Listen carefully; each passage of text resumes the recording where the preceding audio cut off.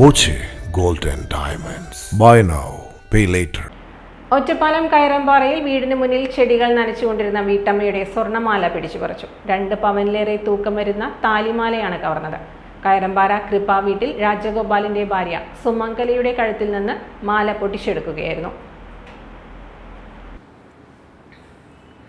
വീടിന്റെ മുൻവശത്തെ ഗേറ്റ് പൂട്ടിയ നിലയിലായിരുന്നതിനാൽ മതിൽ ചാടിക്കടന്ന് അകത്തെത്തി പിന്നിൽ നിന്ന് സുമംഗലയുടെ വായ പൊത്തിപ്പിടിച്ച് മാല പൊട്ടിക്കുകയായിരുന്നു.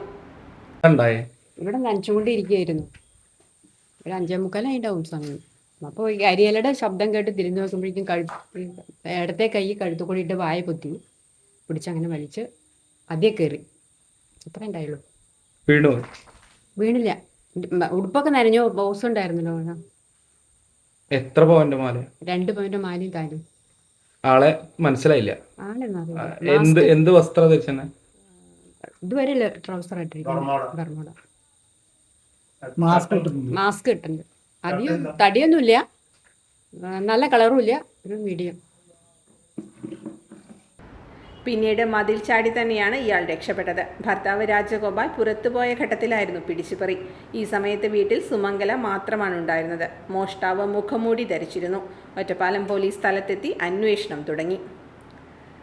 Time kids pre school, Mannannur road, Vaniyamkulam. Dot view news.